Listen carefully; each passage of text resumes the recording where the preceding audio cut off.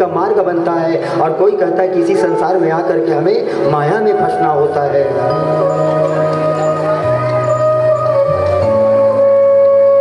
तो भक्ति मार्ग के लिए कोई दुनिया छोड़ने की आवश्यकता नहीं पड़ती महाराज। और लोग कहते हैं हम ऐश कर रहे हैं महाराज, मोटर है, गाड़ी है, रुपया है, पैसा है, सब चीजें है हमारे पास। और ऐश करना किसको कहते हैं महाराज? आज झालिम कृष्ण तिवारी बताएंगे आपको। जितने लोगों को मन में ये शंकाएं हैं, हम ऐश कर रहे हैं महाराज। 5 स्टार होटल में खाना खा लेना क्या ऐश है? BMW कार में घूम लेना क्या ऐश है महाराज? मखमल की गादी में सोते हो 20-25 हजार की, तो ऐश है। अब मैं बताऊंगा आपको, भ्रांति की जो पट्टी लगी हुई है काली आंखों में, इसको हटाइए महाराज, ज्ञान चक्षु को जागृत कीजिए। अरे भैया समझिए थोड़ा सा, जो लोग ऐसा कहते हैं कि मैं तो 5 स्टार होटल में रोज 56 भोग लगाता हूँ महाराज, 56 भोग खाता हूँ, ऐश कर रहा हूँ मैं जिंदगी में। अरे भैया थोड़ा समझिएगा, यही तो बात एक सुअर भी कहता है जो गटर की खाता है 24 घंटे।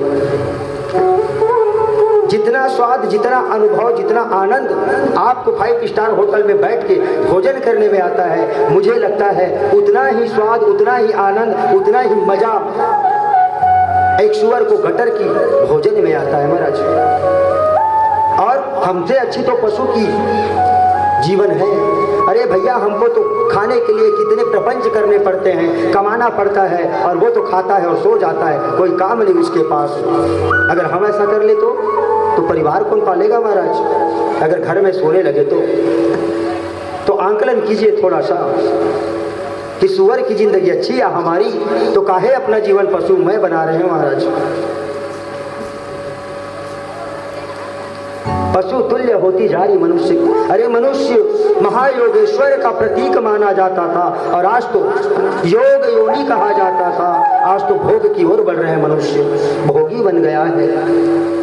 और मेरे हिसाब से तो पशुओं में भी एक ऋतु गमन का महाराज टाइमिंग सेट किया गया है भगवान के द्वारा, पर मनुष्य इतना दुष्ट हो गया है, आज वो भी समय नष्ट कर डाला।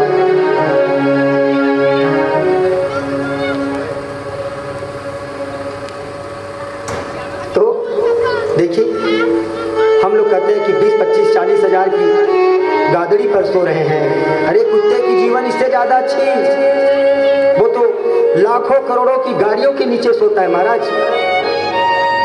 BMW कार के नीचे सो जाता है, और जब चाहे तब सोता है, जब चाहे तब जगता है। हम और आप ये नहीं कर सकते प्यारे। तो आंकलन कीजिए, पशु की जिंदगी अच्छी या हमारी? तो जीवन को अगर अच्छा बनाना है, सार्थक करना है इस मनुष्य जीवन को, तो आ जाइए कथा में और भगवत कथा श्रवण कर अपने मुक्ति का मार्ग प्रशस्त कीजिए महाराज। 84 लाख योनियां तो भटक चुके हैं, कितनी बुद्धि दी है भगवान ने। पशु हमारे समान भक्ति नहीं कर सकता, पशु हमारे समान कोई पूजा अर्चना नहीं कर सकता, भगवान को दंडवत नहीं कर सकता, पर हमें वो सब गुण विद्यमान है, फिर भी हम परमात्मा के इतने करीब रहकर भी बहुत दूर हैं।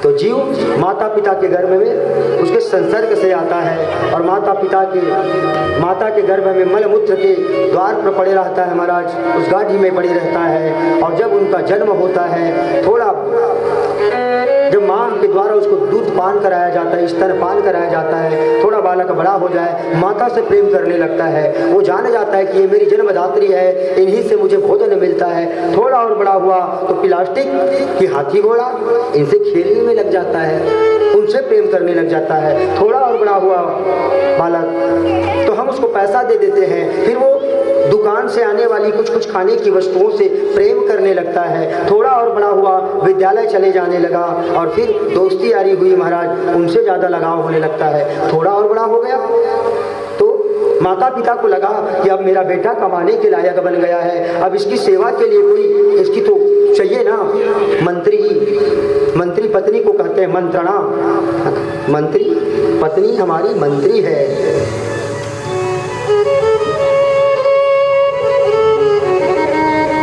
करने वाला कोई नहीं, सेवा करने वाली कोई नहीं।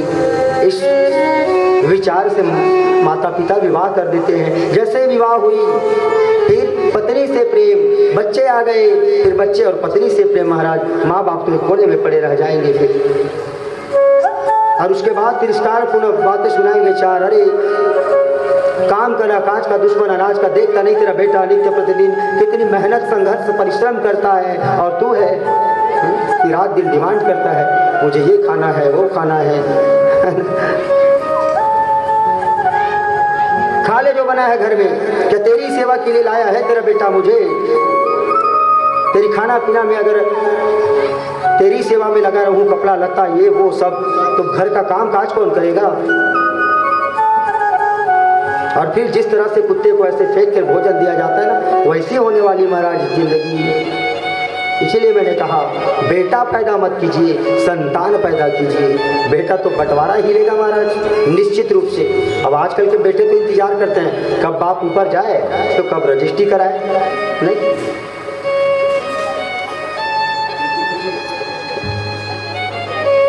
तो कौन कहाँ तक साथ जाता है? इस संसार में कोई कहीं तक साथ नहीं जाता, सब भूल जाते हैं महाराज। जो लोग कहते हैं ना मेरे बाद क्या होगा, अरे भैया किसी का जवान बेटा भी अगर मृत्यु सैया पर लेट जाए तो क्या हो, माता पिता मेरा एक ही बेटा था वो भी चला गया, वो उसके साथ चला जाएगा क्या? नहीं, जीवन फिर चलने लगती है महाराज। ये गाड़ी रुकने वाली नहीं, ये भगवान का चक्र है,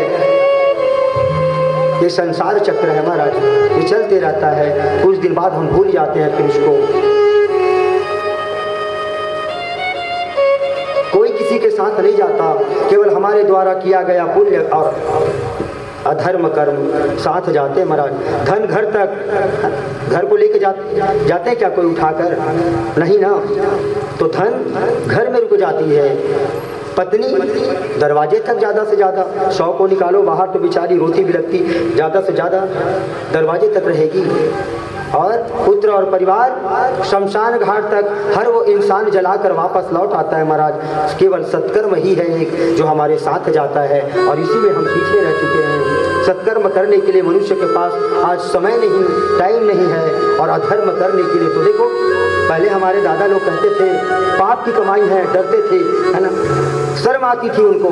आज तो छाती चौड़ा करके महाराज 2 नंबर की कमाई में गर्व महसूस करते हैं लोग। सारी दुनिया झूठ की कमाई से परिवार का पालन कर रही है महाराज, और इसीलिए बच्चे असंस्कारित होते जा रहे हैं, अज्ञानी होते जा रहे हैं, मन बुद्धि होते जा रहे हैं, कम आयु वाले होते जा रहे हैं महाराज। तभी तो ट्यूशन की जरूरत पड़ती है, एक्स्ट्रा क्लास, है ना, एक्स्ट्रा क्लास ये कैसा होता है भैया? तो मुझे समझ में तो आज तक ये नहीं आया कि 5 घंटे गुरुजी लोग क्या पढ़ाते हैं बच्चों को, कि एक्स्ट्रा क्लास लगाना पड़ जाता है। माँ बाप की गलती है महाराज, और सबसे ज़्यादा गलती इसमें माताओं की है।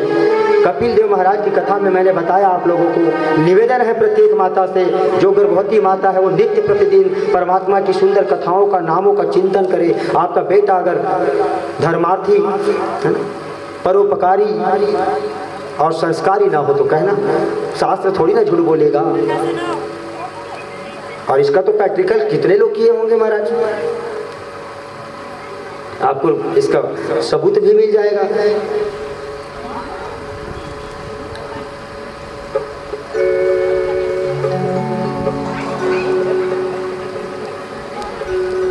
अर्थी ये तेरी जिस दिन इस जगह से विदा होगी, न कोई समा होगा न कोई फिजा होगी, न कोई समा होगा न कोई फिजा होगी। माँ बाप बहन भाई छुप छुप कर रोएंगे, शमशान घाट होगा तेरी जलती चिता होगी, शमशान घाट होगा तेरी जलती चिता होगी।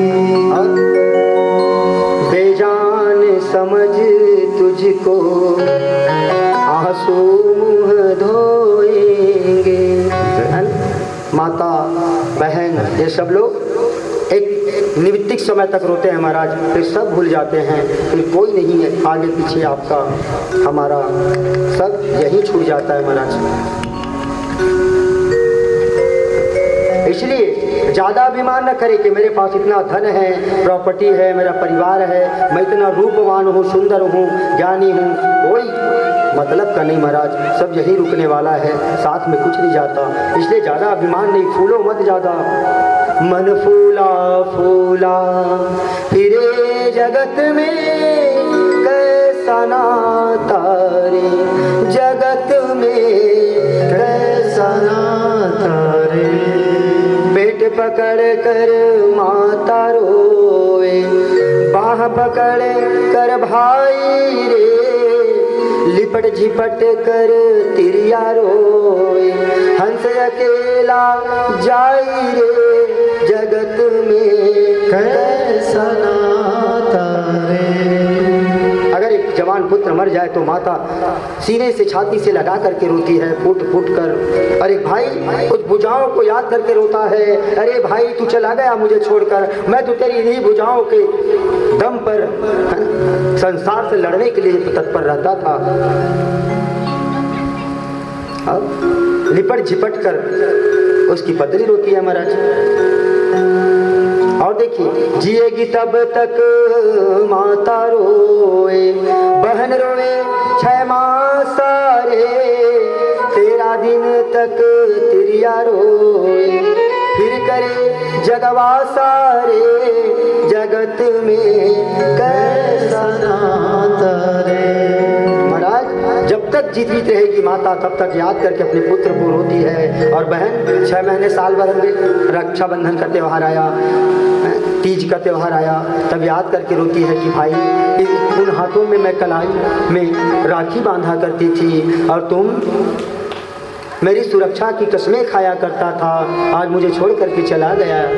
और वो अपने परिवार में चला जाता है। और उसके बाद स्त्री कितने दिन तक इंतजार करे महाराज, छोटा सा बच्चा है गोद में, जीवन तो और आगे बढ़ानी है ना, वो भी जग में वास करने लगती है। जब जब पति की याद आती तब तब रोती है। 4 गजी 4 गजी मंगाई, चढ़े काठ की घोड़ी रे, चारों कोने में आग लगा कर भूख दिया जस होरी रे, जगत में कैसा नाता रे, जगत में कैसा नाता रे।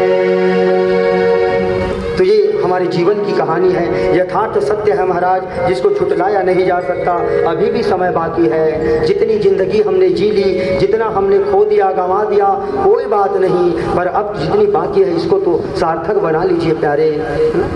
हार जले जस बन के लकड़ी, केस जले जस डोरी रे, हीरे जैसी काया जल गई, कोई ना आए पासा रे, जगत में कैसा नाता रे। भैया इतना प्रेम किया करता था इस शरीर से, आज जब जलने लगा है तो बदबू आ रही है, हटाओ। घर में लाश पड़ी है तो हटाओ तुरंत, विलंब ना करो। ये दाल आटा इन सब में निकल जाता है महाराज इंसान का जीवन।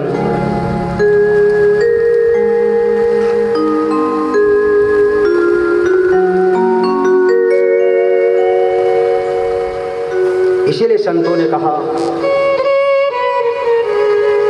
कि मानव चोले को पाकर मनुष्यता न हो तो फिर मानव कहलाने से क्या फायदा, और कपड़े रंग के भी ईश्वर की भक्ति न हो तो उस भक्ति को करने से क्या फायदा।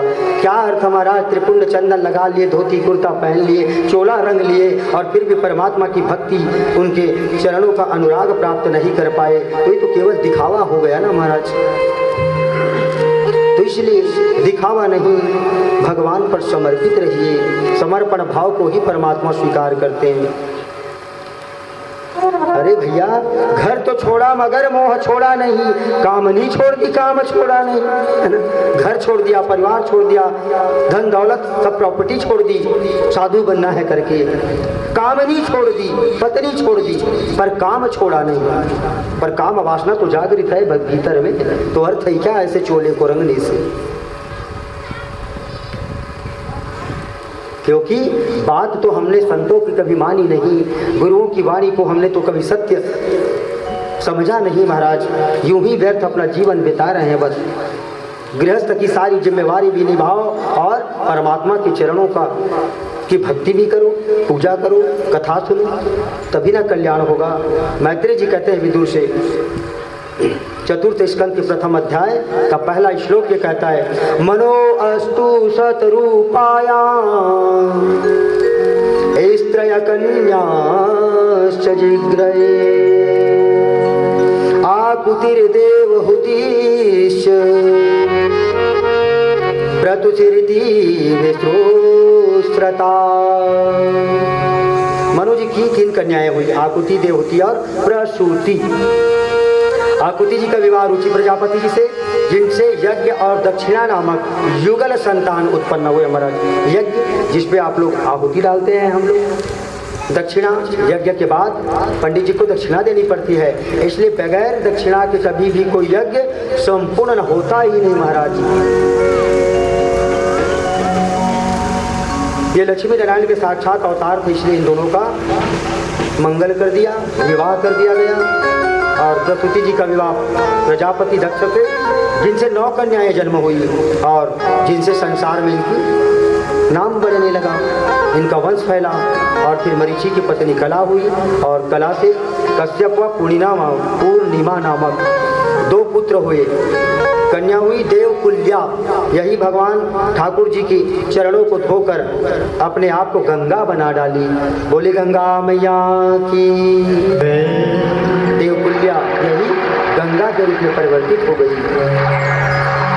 दूसरा पुत्र अत्रि महाराज हुए, इनकी पत्नी अनुसुईया, और अत्रि अनुसुईया के 3 पुत्र हुए, सोम, दत्तात्रेय और दुर्वासा।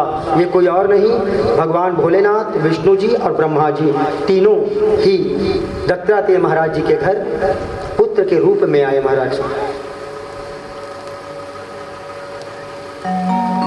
क्या कारण था इनके पुत्र के रूप में आने का? ये आज शुकदेव जी भगवान से राजा परीक्षित पूछते हैं। शरणम तम प्रपेदयम् य एवं जगदीश्वरा प्रजामात्म समाम महत् प्रयच्छति चिंतम्। अत्रि का अर्थ जिसको 3 प्रकार के दैविक, दैहिक, भौतिक ताप न व्यापे महाराज, उसको अत्रि कहा गया। और अनुसुईया जिसमें 8 विकार न हो, उसको अनुसुईया का दर्जा मिला है। क्या है 8 विकार? देखिए, नारियों में, माताओं में 8 अवगुण, जिसको अविकार के रूप में जानते हैं शास्त्रीय भाषा में। आइए बताएं आप, माताओं में 8 विकार वो कौन से हैं? नारी स्वभाव सत्य सब कहीं, अवगुण 8 सदा पुर रही। साहस अमृत चपलता माया, भय अविवेक अशौच अदाया।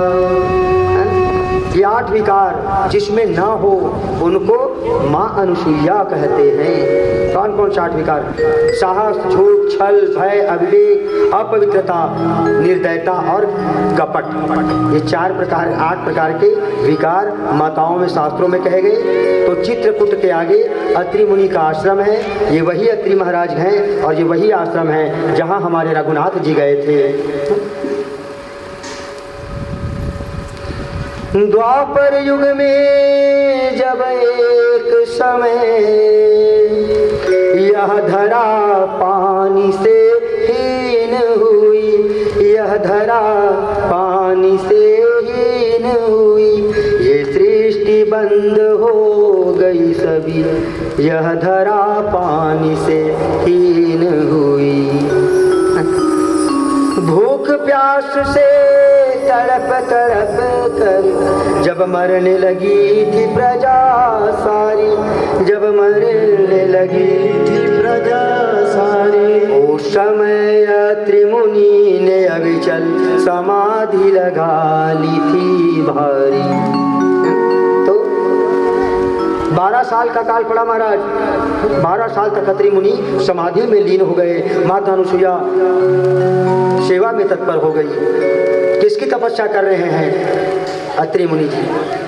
तो करता तुम्हारा तीनों है, कोई सृष्टि करता, कोई पालन करता, कोई संहार करता। अब देखिए इतनी घोर तपस्या हजारों वर्षों तक इन्होंने किया। समय बीता, तीनों देवता प्रसन्न हो गए। आए तीनों, बोले बेटा अत्रि नेत्र खोल, हम तुम्हारी तपस्या से प्रसन्न है बेटा। नेत्र खोल के देखे तो चरणों में प्रणाम किए हैं। बोले भगवान मैंने तो एक कर्ता को याद किया था। बोले हम तो तीनों ही करता हैं। अब तूने किस कर्ता को याद किया था तू समझ, और किस कारण से याद किया बेटा बता। तेरी तपस्या से हम बड़े प्रसन्न हैं। बोले मुझे एक पुत्र चाहिए भगवान, एक पुत्र की कामना से मैंने कर्ता की तपस्या की। बोले हम तीनों करता है, तीनों बेटा देंगे। तो विष्णु जी कहते थे नहीं, मैं पालन करता हूँ, मैं पालन ही नहीं करूँगा तो सृष्टि कैसे होगी, मैं पुत्र दूंगा।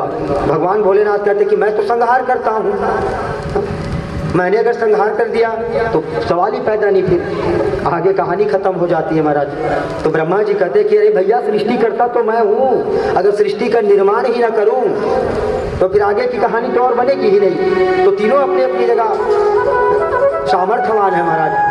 अत्रि महाराज बड़े प्रसन्न हो गए, फोटो पर मुस्कुराहट आई है। कहा वाह भगवान कितना सुंदर भोलापन है आप तीनों का। मैंने तो एक पुत्र की कामना से आपकी तप की थी, आप तो तीनों आ रहे हैं इधर और तीनों लड़ाई कर रहे हैं। लड़िए मत, आपस में कोई तो ऐसा सलाह मशवरा कीजिए और कोई उपाय बताइए भगवान जिससे मुझे पुत्र प्राप्त हो। तो ब्रह्मा जी कहते हैं कि बेटा जहाँ हमारा आशीर्वाद है हम तीनों पुत्र देंगे नहीं, हम तीनों पुत्र रूप में ही तुम्हें प्राप्त हो जाएंगे। बोलो राधे राधे। अत्रि जी कहे कि तो डिस्काउंट ऑफर हो गया महाराज, एक पुत्र की कामना थी 3 मिल रहे हैं आज फोकट में।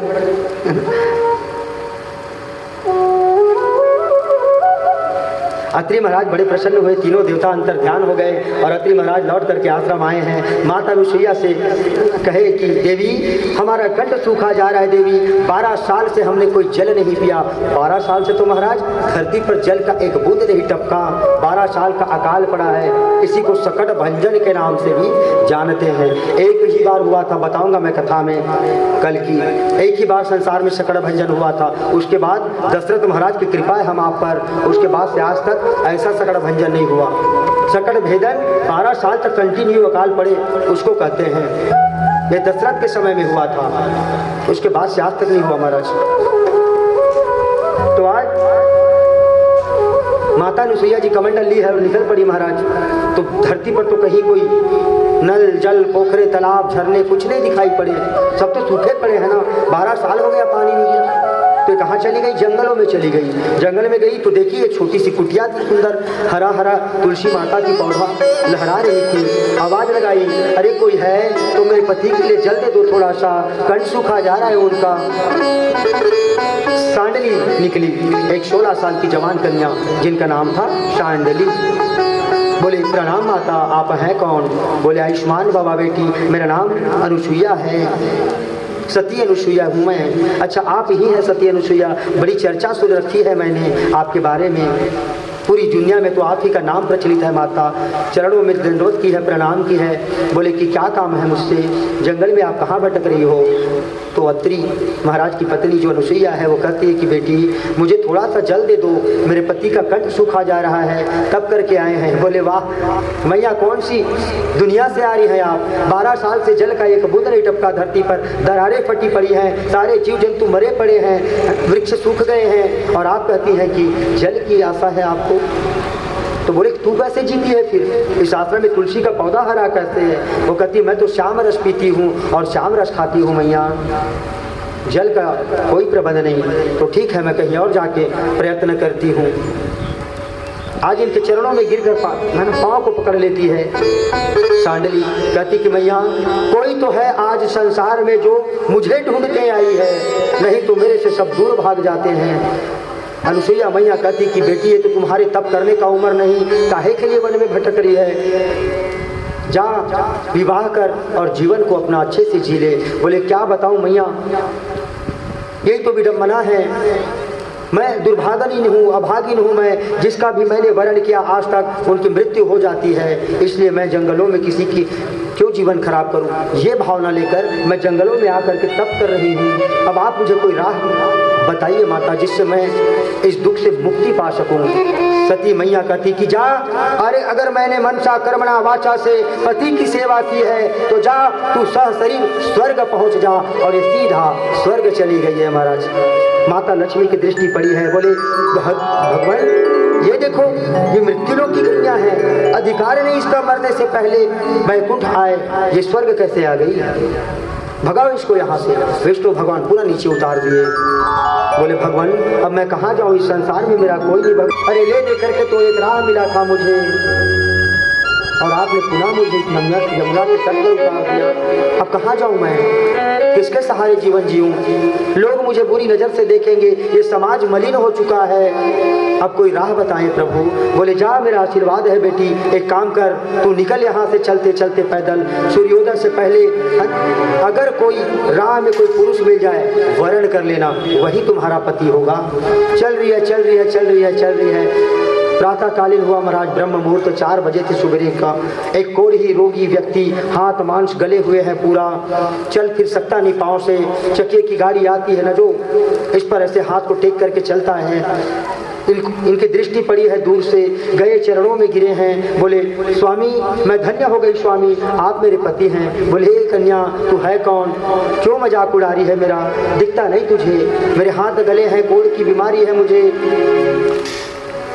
कमा नहीं सकता, मैं भीख मांगकर जीवन यापन करता हूँ, और मेरी कोई विवाह नहीं हुई आज तक, और तू कहाँ से मेरी पत्नी बन गई। बोले तो भगवान की इच्छा है स्वामी, अब मैंने आपका वर्ण कर लिया है। बहुत समझाए कि मैं अपनी जीवन का तो ठिकाना नहीं मेरा, न रहने का न खाने का देवी, मैं तुम्हें कहाँ से भोजन कराऊंगा। शांडली कहती है कि स्वामी आप चिंता न करें, आज से हम एक नहीं 2 हो गए, अब मैं भिक्षा मांगूंगी और आपका पालन पोषण करूंगी। चल रहे हैं, बहुत समझाए पर ये मानी नहीं, मानी चली सांडली। चलो चलते हैं, देखा जाएगा जो होगा। 2-4 दिन रहेगी साथ में, सेवा जतन करेगी, समझ में आ जाएगा। जब मांस से बदबू आएगी शरीर से, छोड़ के खुद ही चली जाएगी। ये विचार करके ले गए, खींच रही है गाड़ी बेचारी कमर में बांध कर। आगे चलते चलते एक साधु की कुटिया मिली है, उस कुटिया में गए हैं और प्रणाम किए, साधु महात्माओं को सेवा किए हैं, और उनको सेवा से साधु महात्मा बड़े प्रसन्न हुए, प्रभावित हुए। कहे कि बेटी एक काम कर। बोले हाँ गुरुदेव, जा अपने पति को तीर्थों का दर्शन करा दे बेटी, सभी जगह के जल को इकट्ठा कर, इनको स्नान करा, यज्ञ में आहुतियाँ दिलवा, पूजा अर्चना करवा, इनके हाथों से दान करवा, भिक्षा मांगकर तीर्थों का दर्शन करा दे, इसको धूल चढ़ाए इसके मस्तक पर, इसके शरीर पर भोलेनाथ की भभूति लगा दे, इसके पाप धुल जाएंगे बेटी, और इसका शरीर स्वच्छ हो जाएगा, निर्मल हो जाएगा। अब चल रही है बेचारी गुरु महाराज के कहने पर। मांडव से बैठे महाराज सूल पर, धोखे से धक्का लग गया इनको। बोले रे दुष्ट तू कौन है, जा मेरा श्राप है, मेरा ध्यान तूने भंग किया है, सूर्योदय जैसे होगा तेरी मृत्यु निश्चित है महाराज, मृत्यु निश्चित है। इतनी रोई, इतनी गिड़गिड़ा रही है कि अरे ये देखो तो क्या है मेरे भाग्य में भगवान। महात्मा एक बार अपने नेत्र तो खोल के देख लेते, जाने अनजाने में मेरे पति से अपराध हुआ, ये तो अंधा है, कोढ़ी है, दिखता नहीं इनको आंखों से, तभी न तो गलती किया है, और आपने जाने अनजाने में कितनी बड़ी श्राप दे डाली, श्राप दे दिया आपने। मैं क्षमा मांगती हूँ गुरुदेव, क्षमा कर दीजिए मेरे पति को, अंधा है ये। बोले मैं अपनी वचन वापस नहीं ले सकता नारी, जा कन्या, अब जो होना है भगवान जाने, विधाता जाने। ये भी इतना बड़ी पतिव्रता थी ये। मैंने कहा ना अभी प्रातःकालीन कथा में, अर्थ धर्म काम और मोक्ष 4 तरह के पदार्थ देने में पति सामर्थ्यवान होता है। तो आज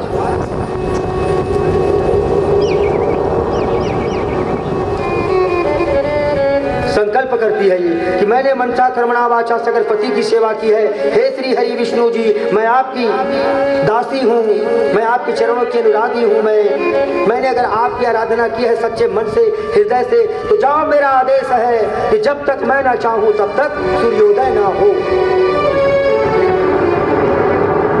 सुबेरे हुआ, अरुण आए सूर्य भगवान के पास, बोले प्रभु आज आप उस शिथिल से नजर आ रहे हैं, स्थिर नजर आ रहे हैं, आप चलना नहीं क्या? उदय का समय हो गया है। बोले बेटा छुट्टी है अभी हमारी, कितने दिनों की, ये तो पता नहीं, अनिश्चितकालीन है ना, पता नहीं है, छुट्टी है अभी। अब जब तक सांडली ना बोले तब तक कुछ हो ही नहीं सकता। जाओ तुम भी ऐश करो 5 स्टार होटल में, नहीं